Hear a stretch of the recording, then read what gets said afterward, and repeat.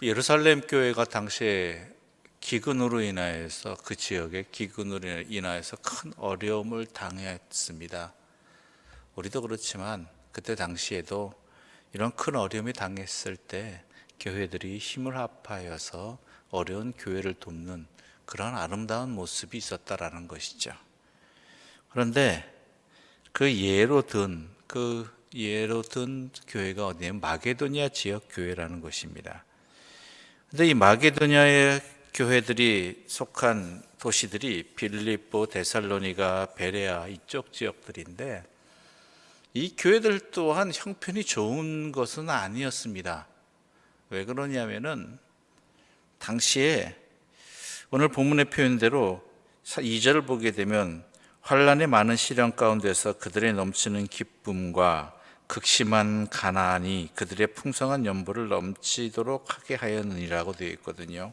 환난의 많은 시련, 그리고 그로 인한 극심한 가난, 시련과 가난이 같이 연결되어진다는 것입니다. 무슨 얘기냐?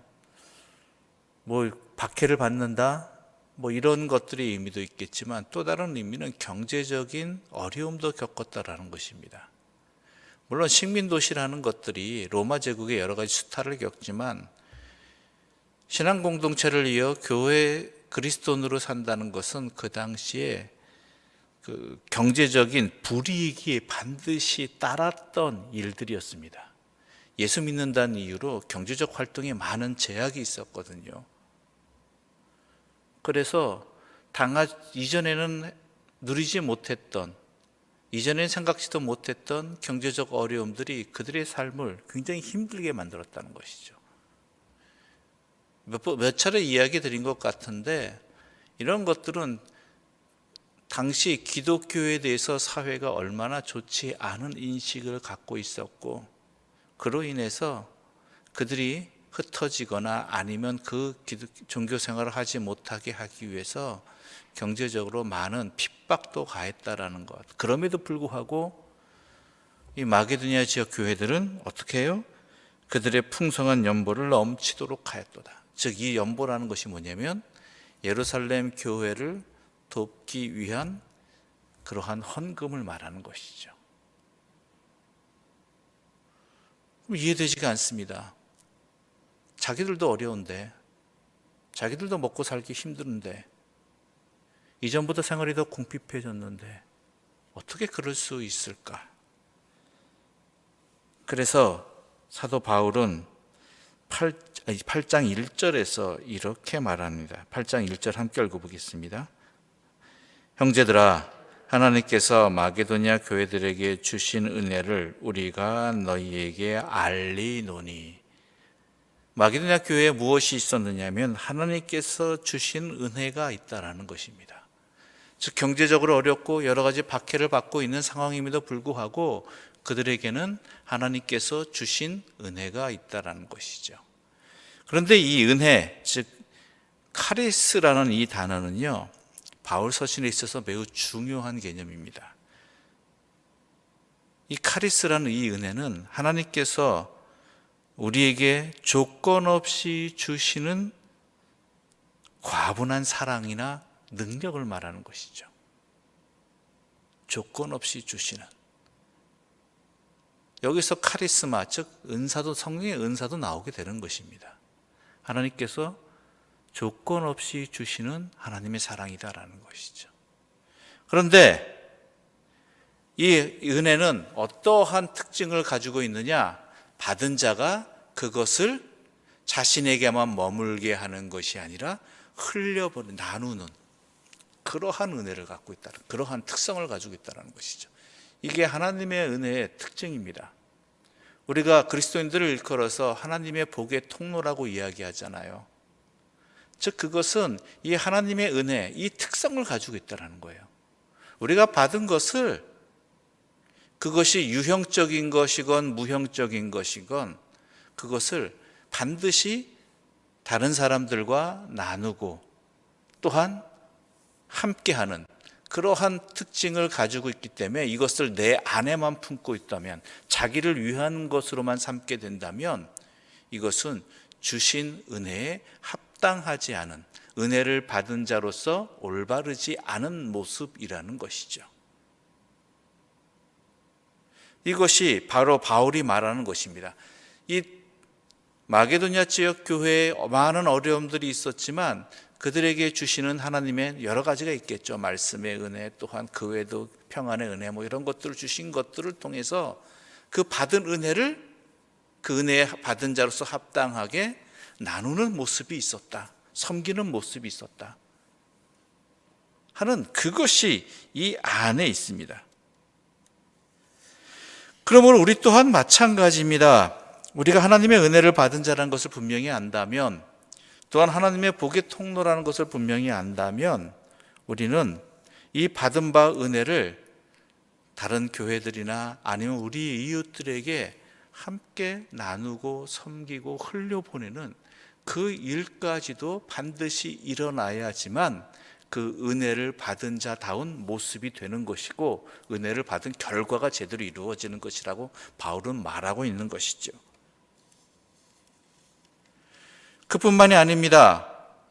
바로 그것은 그들이 얼마나 큰 기쁨 속에 있는지, 또한 하나님의 은혜를 얼마나 크게 받고 그 은혜에 합당하게 살아가는지를 잘 증거하고 있다라고 말하는 것이죠.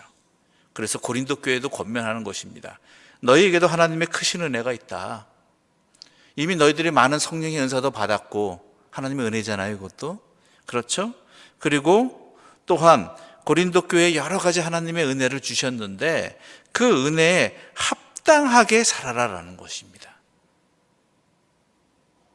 고린도 교회는 믿음, 말씀, 지식, 사도들을 사랑하는 데 풍성한 교회였는데, 하지만 이 은혜에 받았음에도 불구하고 다른 교회들을 섬기는 일에 부족했다라는 것입니다. 그 모습들이 오늘 본문에도 여러 군데서 나타나는데, 그 중에 하나가 뭐냐면 1년 전에 그 일을 시작하였다라는 것이죠. 우리 10절의 말씀 함께 읽어볼까요? 10절입니다. 함께 읽어보겠습니다. 이 일에 관하여 나의 뜻을 알려노니 이 일은 너희에게 유익함이라. 너희가 1년 전에 행하기를 먼저 시작할 뿐 아니라 원하기도 하였은즉. 그 다음에 11절, 이제는 하던 일을 성취할지니. 즉 1년 전에 이러한 행동을 하려고 하였습니다, 고린도 교회가. 그런데 성취하지는 못했다라는 거예요. 왜 그럴까요? 여러 가지 핑계와 이유들이 생기잖아요. 여러분도 누군가 무엇을 나누려고자 했는데, 섬기려고 했는데 어려운 일이 닥치거나 또한 내 형편이 좋지 아니하면 이런저런 이유와 핑계 때문에 미뤄둡니다. 먼저 내 할 일이 먼저고 내 문제부터 해결해야 된다는 생각을 갖게 되는 거잖아요. 또 앞으로 어떻게 될지 모르는 근심이 생긴다 그 말이죠. 그러니까 이 일이 자꾸 미뤄지는 거예요. 고린도 교회 그토록 많은 은혜를, 하나님의 사랑을 받았음에도 불구하고 그 풍성하게 받았는데, 자신이 풍성한 것도 하나님의 은혜이지만 다른 사람을 풍성하게 하는 것이 바로 또한 하나님의 은혜에 맞는 것이라는 것이죠. 그러므로 더 이상 지체하지 말고 뭐예요? 행하라라는 것이, 은혜를 나눠라.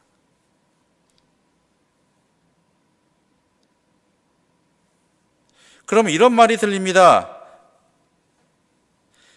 11절부터 13절의 말씀 함께 읽어볼까요? 11절부터 13절입니다. 함께 읽겠습니다. 이제는 하던 일을 성취할지니 마음에 원하던 것과 같이 완성하되 있는 대로 하라. 할 마음이 있으면 있는 대로 받으실 터이요 없는 것은 받지 아니하시리라. 이는 다른 사람들은 평안하게 하고 너희는 곤고하게 하려는 것이 아니요 균등하게 하려 함이니. 자, 마음 없이 하지 말라라는 거예요. 첫 번째는 마음 없이. 하나님께서는 너희의 마음을 보시는 분이다라는 거예요. 그렇죠? 하나님께서 받으시는 것은 마음이라는 거예요. 그 중심이 어디에 있느냐. 또 하나가 그래요.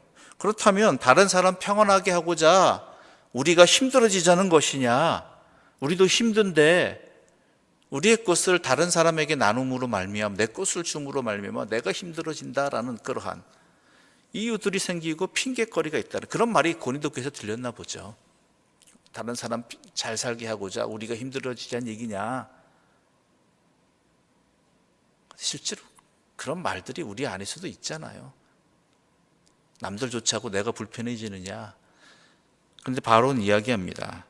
아니다. 균등하게 하려는 것이다. 균등하게. 그들은 우리보다 더 힘들고 우리가 받은 은혜를 나누는 것이다.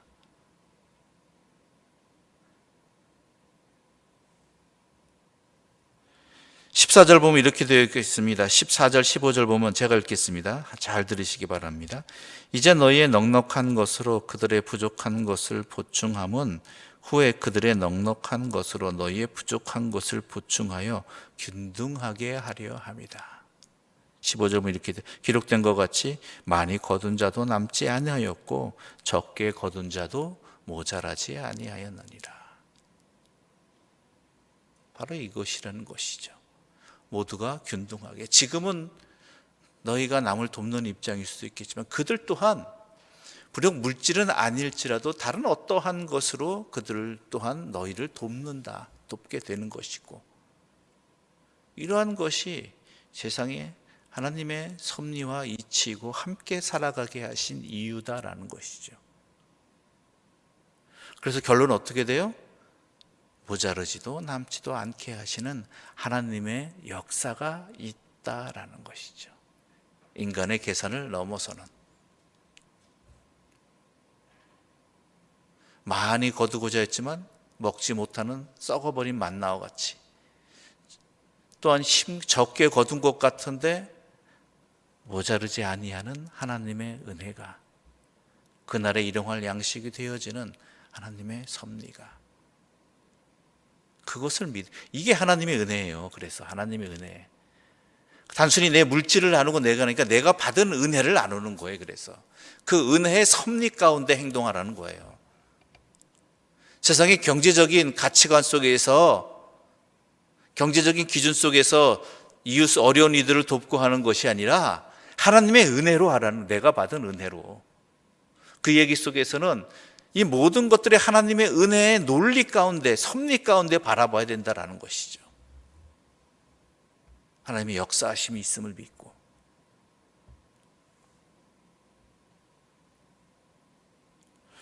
또한 사도 바울은 이렇게 이야기합니다. 우리 18절 말씀, 18절과 19절 말씀 함께 읽어보겠습니다. 18절과 19절이면 함께 읽겠습니다.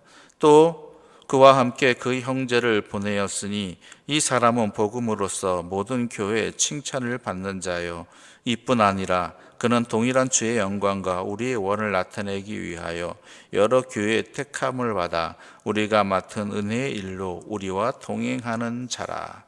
이게 무슨 이야기인가 하면요, 바울은요, 이 고린도 교회의 이 간절함에, 또한 마게도냐 때의 연보를 모아다가 예루살렘 교회에 전하는데, 이 전하는 역할을 하는 사람들 또한 신경 썼다라는 거예요. 신경 썼다. 우리는 이렇게 생각합니다.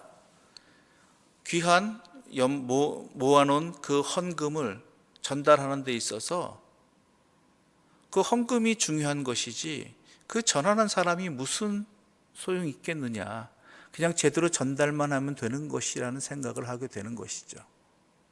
근데 사도 바울은 그렇지 않다라는 것이죠. 뭐냐면 이것을, 연보에 대해서 전하는 것도 다른 사람들에게, 모든 이에게 비방받지 아니하도록 이 전하는 사람에 대해서도 신경 쓰고 조심해야 된다라는 것이죠. 그래서 바울 자신뿐만 아니라 자기와 함께 이 역할을 감당하는 사람들이 신앙적으로 교회의 칭찬을 받는 사람이고, 또한 하나님의 일을 열심히 한 사람이고 주의 뜻대로 많은 순종을 한 사람들이다. 그러므로 이 귀한 사람들을 통해서 하나님, 여러분들이 모은 하나님의 은혜를, 하나님의 사랑을 잘 전달하고자 한다라고 말하는 것입니다. 이건 우리들에게 해당하는 얘기예요. 우리들에게도. 무슨 얘기냐? 앞서도 말씀드렸지만 우리 그리스도인은 하나님의 복의 통로라는 것이죠. 우리 교회도 세상을 향한 하나님의 복의 통로입니다. 그렇다면 하나님의 복만 전하면 되는 것이 아니라 그 통로가 하나님의 복을 전달하는 자답게, 그 교회답게 정결하고 또한 하나님께 충성을 다해야 되고 믿음이 또한 충실해야 되고 신앙의 본을 보여야 되고 제대로 살아야 된다는 거예요. 그 통로가 하나님의 복을 제대로 전달하기 위해서, 하나님이 주신 은혜를 곡해시키지 않게 하기 위해서, 우리가 세상에 그리스도인으로서 제대로 살아야 되는 이유도 여기에 있습니다. 우리가 하나님의 복의 통로로서 제대로 살지 아니하면 하나님의 영광을 가리게 되기 때문입니다. 사도 바울은 그래서 이 어려운 예루살렘 교회에 돕는 이 연보를 전달하는 사람들조차도 얼마나 신경을 썼는지가 오늘 본문에서 계속 나타나는 거예요. 안 그러면 곡해되어지고 왜곡되어지고 또한 하나님의 뜻을 온전히 드러내지 못하게 되기 때문이라는 것이죠. 여러분, 우리가 왜 혈관을 왜 신경 씁니까? 피가 잘 제대로 순환시키기 위해서라는 것이죠. 막히지 않게 하기 위함이고 또한 오염되게 하지 않게 하기 위함이라는 것이죠. 하나님의 복의 통로로서 우리 역할도 마찬가지입니다. 우리가 여러 가지 일로 하나님의 복을 세상에 전하고 나누고 섬기고 하는 일 가운데 특히 신경 써야 되는 것 중에 하나가, 또한 다른 것도 신경 써야 되지만, 내가 하나님의 통로로서, 도구로서 하나님의 영광을 가리지 아니하는 주신 이의 뜻에 합당한 그것을 잘 드러낼 수 있는 우리의 삶의 본이 되는 세상을 향한 제대로 기능을 감당하는 그러한 신앙의 모습이 반드시 있어야 한다라는 것입니다. 그렇지 않으면 그것은 하나님의 은혜와 복을 제대로 전달시키지 못하게 할 뿐 아니라, 물론 하나님께서 역사하셔서 또 사용하시겠지만 하나님의 뜻을 가로막는 일이 되어버린다는 것입니다. 이것 또한 명심해야 됩니다.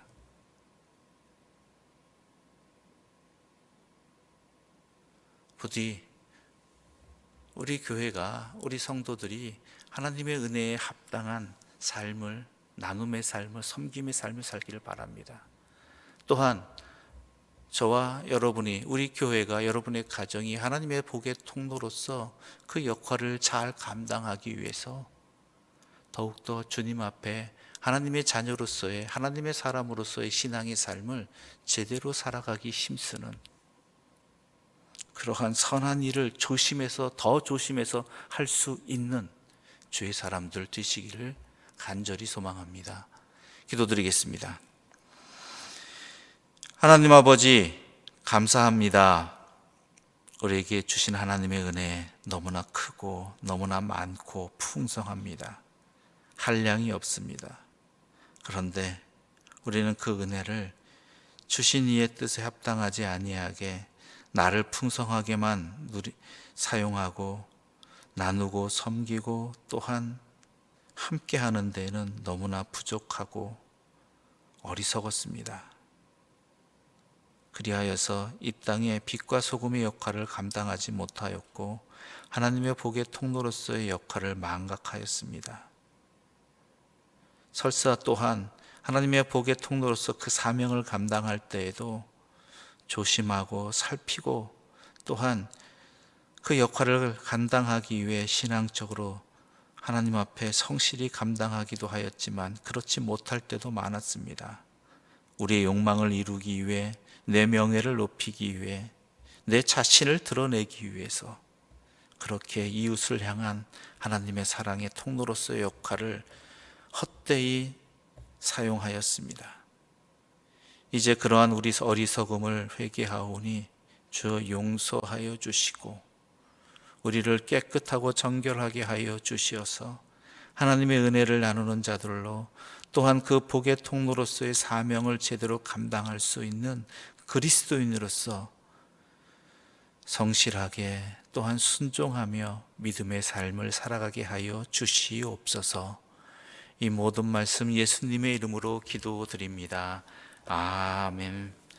하늘에 계신 우리 아버지, 아버지의 이름을 거룩하게 하시며 아버지의 나라가 오게 하시며 아버지의 뜻이 하늘에서와 같이 땅에서도 이루어지게 하소서. 오늘 우리에게 일용할 양식을 주시고 우리가 우리에게 잘못한 사람을 용서하여 준 것 같이 우리 죄를 용서하여 주시고 우리를 시험에 빠지지 않게 하시고 악에서 구하소서. 나라와 권능과 영광이 영원히 아버지의 것입니다. 아멘.